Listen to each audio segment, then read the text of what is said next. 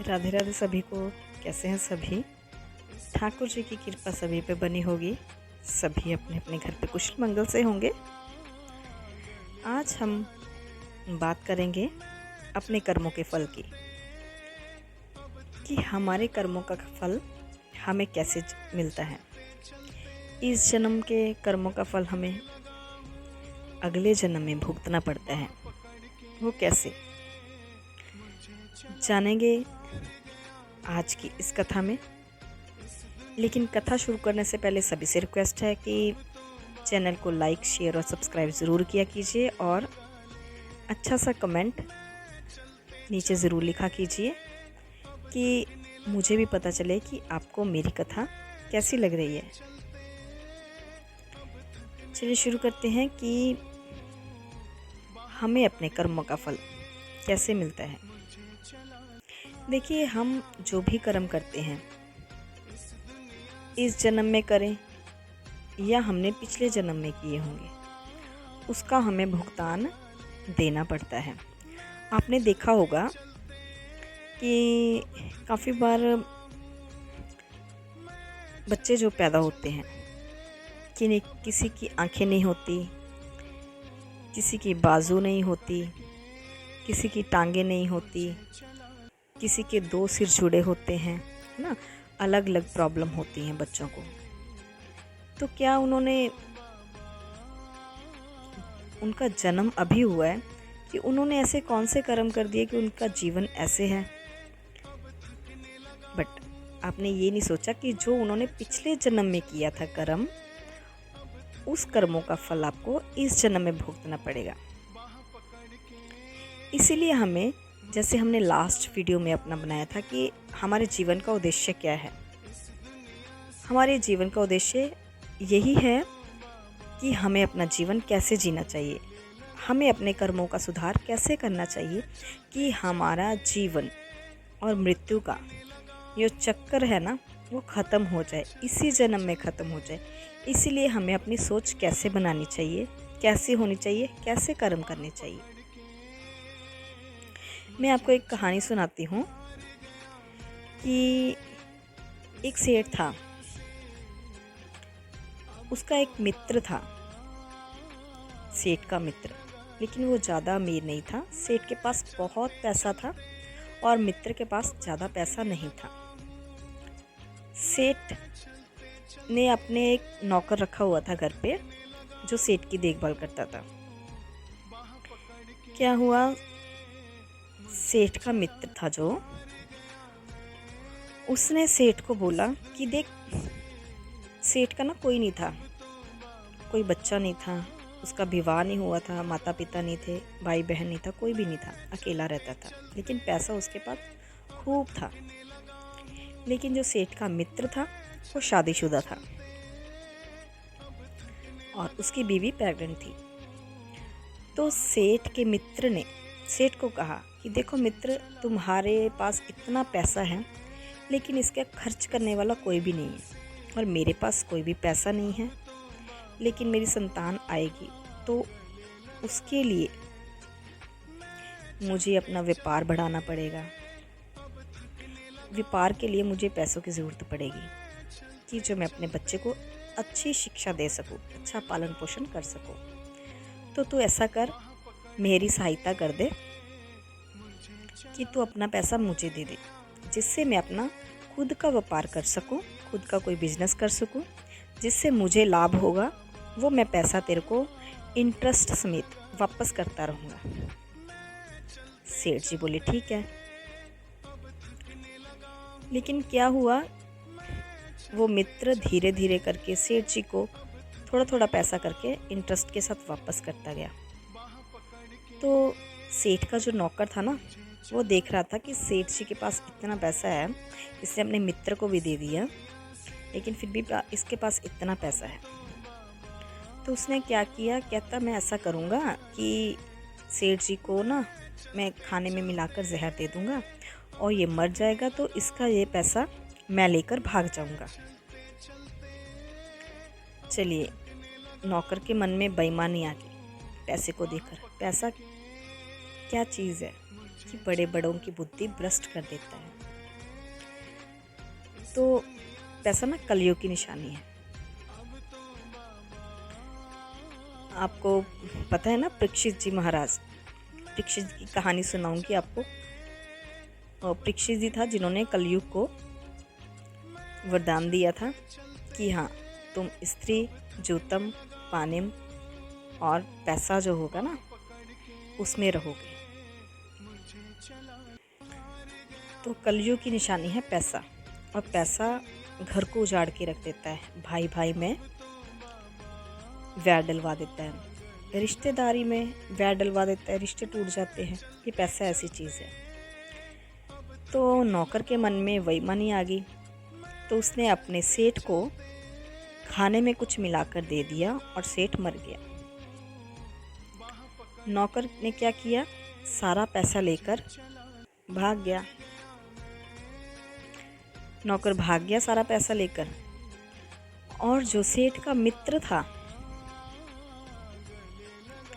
मित्र के मन में भी बेईमानी आ गई कि अब तो सेठ रहा नहीं, सेठ का नौकर भी चला गया, तो अब ये पैसा मुझे किसी को वापस नहीं करना पड़ेगा, इसलिए मैं अपने बेटे को अब अच्छे से पढ़ाऊँगा लिखाऊँगा, उसको बड़ा आदमी बनाऊँगा, ये करूँगा वो करूँगा। चलो, सेठ उसकी इंसान की ज़िंदगी बहुत अच्छे से चलती रही। वो सेठ के घर में यहाँ पे शिफ्ट हो गया। उसने सेठ का वो घर ले लिया, उसमें रहने लगा और खुद सेठ बन गया। चलो, सेठ जी सब कहने लगे, बहुत अमीर बन गया, बहुत सारा खूब पैसा कमाया, बिजनेस बहुत चला, बेटा हो गया, बेटे की शादी हो गई, आराम से ज़िंदगी चल रही थी। जो नौकर था ना, नौकर पैसा लेकर भागा था। जो पैसा लेकर भागा, आगे क्या हुआ, उस नौकर का एक्सीडेंट हो गया। एक्सीडेंट हुआ तो वो एक्सीडेंट में उसके सारे पैसे उसके ऊपर ही लग गए। बेईमानी की कमाई थी ना, तो बेईमानी की कमाई उसके ऊपर ही लग गई, मर गया। अब जो उसका पैसा बचा था सरकार ने ले लिया नौकर का। नौकर भी मर गया, सेठ भी मर गया। अब यहाँ सेठ जी जो सेठ के घर में रहने आए हैं, सेठ का जो मित्र था, उसका बेटा जब बड़ा हुआ, शादी हुई। एक दिन क्या हो गया, सेठ का बेटा बहुत ज़्यादा बीमार हो गया। सेठ दर दर भटकने लगा अपने बेटे को, कहीं वो डॉक्टर के पास, कहीं वो वैद्य के पास, कहीं यहाँ कहीं वहाँ, बड़े बड़े हॉस्पिटलों में। सभी ने उसको जवाब दे दिया कि आपका बेटा थोड़े दिन का मेहमान है, अजय नहीं बचेगा। सेठ बहुत उदास, सेठ कहता मेरे सारी संपत्ति ले लो लेकिन मेरे बेटे को बचा लो। लेकिन अब जो भाग्य में लिखा है वो तो आपको मिलेगा। वो बेटा मर गया, पत्नी विधवा हो गई बेटे की। तो वो सेठ रो रहा है, भगवान को बोल रहा है कि हे भगवान, मैंने ऐसे कौन से कर्म किए थे जो तूने मुझे ये फल दिया। संत जी आए एक दिन, एक संत आए। संत ने बोला कि क्या हुआ भाई, तुम रो क्यों रहे हो, इतना विलाप किस लिए कर रहे हो। कहता मेरा बेटा मर गया, ये देखो मेरी बहू जवान है, बेचारी को धोखा देकर चला गया, विधवा हो गई।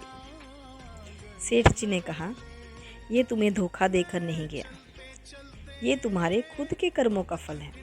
सेठ जी ने कहा मेरे खुद के कर्मों का फल, मैंने ऐसा क्या किया, मैंने तो किसी को दुख भी नहीं दिया, किसी को तकलीफ़ नहीं दी, फिर मेरे ऐसे कौन से कर्म थे जो मुझे भुगतना पड़ा। उन महात्मा जी ने बताया कि जिस सेठ से तुमने पैसे लिए थे, तुम्हारे मन में लालच आ गया कि अब मुझे किसी का पैसा देना नहीं पड़ेगा, लेकिन वो पैसा कहाँ गया, अब तुम्हारे बेटे की बीमारी में। ये वही सेठ जी थे जो तुम्हारा बेटा बनकर पैदा हुए। ये अपना पैसा लेने आए थे, पैसा लेकर चले गए। और जो इनकी घरवाली है जिसे ये धोखा देकर चला गया जवानी में, तो ये वही नौकर है जिसने अपने सेठ के साथ बेईमानी की थी। अपने सेठ को इसने जहर देकर मारा था, उसके साथ बेईमानी की। ये वही औरत है, उसको इसके कर्मों का फल इसीलिए मिला। इसलिए कहते हैं कि किसी का 1 रुपये का कर्जा भी अपने सिर पे ना रखो, आपको आना पड़ेगा उसका चुकाने के लिए। वो आपको किसी ना किसी रूप में से भगवान आपसे ले लेगा। जैसे धृतराष्ट्र है, धृतराष्ट्र के सामने उसके 100 पुत्रों की मृत्यु होगी। क्यों हुई? पिछले कर्मों का फल था। जब उसने भगवान से पूछा कि प्रभु आप मुझे बताइए ऐसे मेरे कौन से कर्म थे जो मेरे 100 पुत्रों की मृत्यु होगी, वो भी मेरी आंखों के सामने, जबकि अंधे थे वो, फिर भी भगवान ने उनको दृष्टि दी मन की कि हाँ ये सब युद्ध देख सकते हैं महाभारत का। अंदर की दृष्टि से उन्हें युद्ध देखा तो 100 पुत्रों की मृत्यु हो गई।